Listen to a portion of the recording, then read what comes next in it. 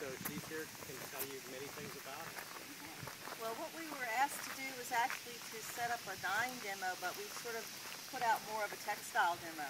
And Washington got into the textile business like a lot of plantation holders right before the American Revolution began.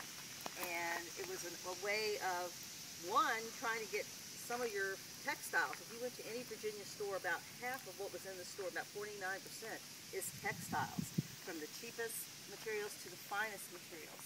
And most people are not making their own fabric. I mean, it's just very time consuming. What they're doing is buying fabric and sewing clothes from it. So, you know, this sort of, I don't know, notion, like Little House, like everybody's just making all this fabric. No, they got too many other things to do. They don't have time to do all that. But what Washington's trying to do, like other plantation holders, is one, become more self-sufficient. So starting some textile production on your plantation is a political statement. It's I'm independent from Mama England. The other thing is, of course, it does save some money. Having to import fibers to clothe the slaves is a huge expense. The Washingtons, of course, are still buying fabrics for themselves, and certainly some of their overseers and their hired workers, and the livery for the house servants, the finer clothes for the ladies that work in the house. All that fabric is being purchased, no doubt about it. But what we're doing, what they would have been making was fiber for enslaved workers, particularly on the outlying farms. Well, Washington started small. He started off with about 100 and some sheep, a little over 100, up to 1,000 by the time it was all said and done. So his herd ranged anywhere from 600 to 1,000 sheep. And of course, if you've been here on the estate, you see some of our Hog Island sheep, and they are very similar to what he had. He also had some finer merino sheep, but they didn't really want this to come over from Europe. They wanted you to buy those fine woolens from over there.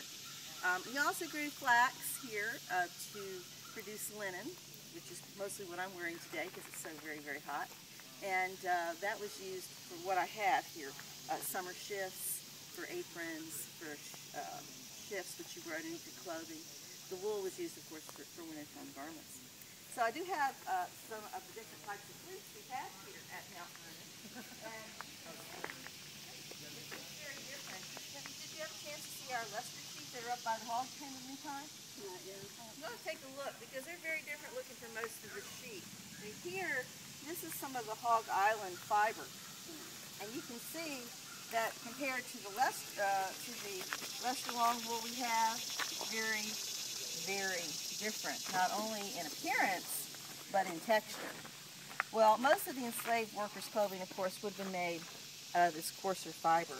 The Leicester long wools up by the hog pen, they have a much longer fleece. It makes a much nicer line. It's a softer fleece. This is a shorter fleece. It's coarser, and of course, harder to spin.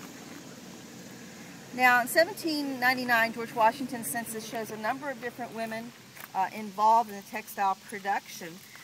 Someone like Dulcie, who worked at the wash house, she's listed as a washerwoman, but what she's doing is she's washing fleece.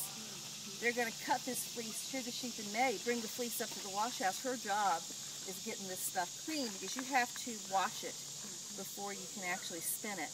And then you would card it by brushing. I have some carders over there if you want to give them a try. Well,